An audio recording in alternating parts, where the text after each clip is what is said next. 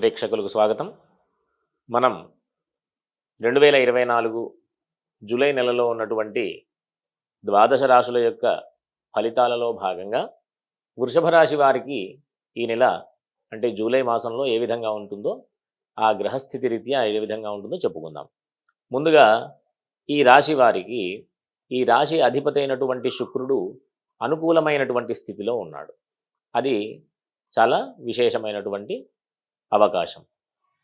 కీర్తి ప్రతిష్టల విషయంలో కానీ, మంచి అలవాట్ల విషయంలో కానీ, చక్కటి అభివృద్ధి విషయంలో కానీ, ఆర్థికపరమైనటువంటి విషయంలో కానీ, ఆర్జిత ధనం అంటే కూడబెట్టుకున్నటువంటి ధనం విషయంలో కానీ లాభదాయకమైనటువంటి పరిస్థితి. ఇంకా ఏంటి అంటే ఈ రాశి వారికి బృహస్పతి రాశి అందే ఉన్నాడు. అది కేంద్రమైనప్పటికీ కూడా రాశి అంటే 1వ స్థానం బృహస్పతికి వేధస్థానం కాబట్టి ఆరోగ్య విషయంలో చాలా జాగ్రత్తలు అవసరం. అంతేకాకుండా ఈ రాశి వారికి ఇంతకుముందు చెప్పినట్టుగా రాశి అధిపతి బలంగా ఉన్నప్పటికీ కూడా రాశి యందు అంటే వృషభ రాశిలోనే గురుడు ఉన్నటువంటి కారణంగా కొన్ని ఇబ్బందులు పొందేటటువంటి అవకాశం కూడా ఉంది. ఇంతకుముందు కీర్తి ప్రతిష్టల విషయంలో చెప్పాం కదా, అట్లాగే అనవసరమైనటువంటి పట్టుదలకు వెళ్ళి కొన్ని ఇబ్బందులు ఈ వృషభ రాశి వాళ్ళు ఎదుర్కొనేటటువంటి పరిస్థితి ఉంటుంది. కాబట్టి అనవసరమైనటువంటి మార్గంలో వెళ్లకుండా చాలా ఓపికగా ముందుకు వెళ్ళేటటువంటి ప్రయత్నం చేయాలి. దాంట్లో భాగంగా ఏదైనా ఇబ్బందులు వీళ్ళు పొందేటటువంటి స్థితే ఉంటే కనుక ప్రతి గురువారం కూడా ఈశ్వరారాధన చేయడం ద్వారా ఇబ్బందులను అధిగమించేటటువంటి అవకాశం ఉంటుంది.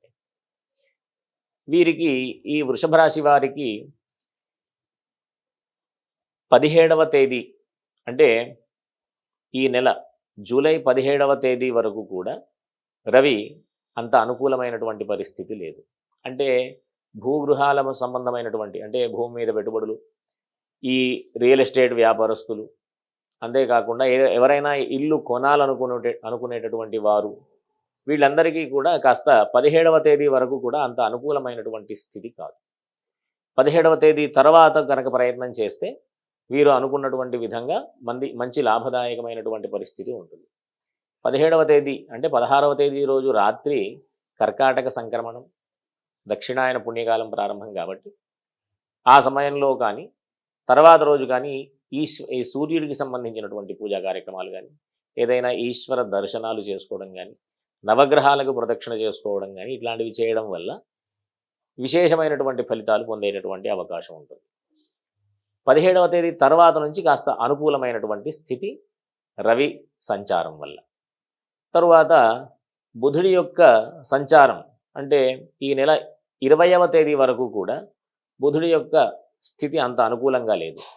ఈ కుటుంబపరమైనటువంటి విషయాల్లో, ఆర్జిత ధనం విషయంలో అంటే మనం కూడబెట్టుకున్నటువంటి ధనం విషయంలో, వీటికి సంబంధించినటువంటి విషయాలలో కాస్త అననుకూలమైనటువంటి స్థితి.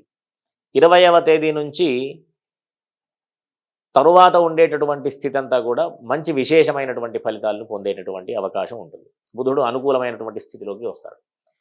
ఆ సమయంలో గనక భూమి మీద పెట్టుబడులు పెట్టుకోవడం, అంతేకాకుండా భూమి మీద పెట్టుబడి పెట్టినటువంటి దానికి లాభదాయకమైనటువంటి స్థితి రావడం, ఇవన్నీ కూడా అనుకూలమైనటువంటి స్థితి 20వ తేదీ తర్వాత నుంచి ఉంటుంది. వీరికి ప్రధానంగా ఈ వ్యయాధిపతి, సప్తమ వ్యయాధిపతి అయినటువంటి అంటే 7వ స్థానానికి 12వ స్థానానికి అధిపతి అయినటువంటి కుజుడు 14వ తేదీ నుంచి రాశి సంచారం అంటే వృషభ రాశిలోకి రావడానికి ఉన్నటువంటి స్థితి అన్నమాట. అప్పుడు కూడా కాస్త జాగ్రత్తగా ఆరోగ్యపరమైన విషయాల్లో చాలా జాగ్రత్తలు అవసరం. ప్రయాణాలు, అనవసరమైనటువంటి ప్రయాణాలు చేయకుండా స్థిరంగా ఉండేటటువంటి ప్రయత్నం చేయడం ద్వారా అనుకూలమైనటువంటి స్థితి ఉంటుంది. కాబట్టి వీళ్ళందరూ కూడా అంటే వృషభ రాశిలో జన్మించినటువంటి వాళ్ళందరూ కూడా ప్రధానంగా సుబ్రహ్మణ్య స్వామి ఆరాధన, విష్ణు సహస్రనామ స్తోత్ర పారాయణ, అంతేకాకుండా ఈ రవికి సంబంధించినటువంటి ఆదిత్య హృదయం పారాయణ చేయడం ద్వారా ఈ నెలలో ఉన్నటువంటి అన్ని రకాలైనటువంటి ఇబ్బందుల నుంచి అధిగమించేటటువంటి అవకాశం ఉంటుంది. వ్యాపారస్తులకు, ఉద్యోగులకు కాస్త కొంచెం మిశ్రమమైన ఫలితాలు కనిపించేటటువంటి పరిస్థితి ఉంది. వీళ్ళందరూ కూడా కాస్త జాగ్రత్తగా అడుగులు వేయాల్సినటువంటి అవసరం. ఈ వృషభ రాశి వారికి సప్తమ అంటే ఈ పెళ్లికి సంబంధించినటువంటి విషయంలో, అంటే పెళ్లి కాని వాళ్ళు పెళ్లి ప్రయత్నాలు చేసేటటువంటి ప్రయత్నం ఇంచుమించుగా 14వ తేదీ ముందు కనుక చేయడం చాలా అనుకూలమైనటువంటి స్థితిని కల్పిస్తుంది. 14వ తేదీ తర్వాత కాస్త ఒడుదుడుకులుగా ఉండేటటువంటి అవకాశం ఉంటుంది. ఈ రాశి వారికి కుటుంబంలో కాస్త చికాకులు మొదలైనటువంటి విషయాలన్నీ కూడా ఉండేటటువంటి పరిస్థితి ఈ మాసంలో.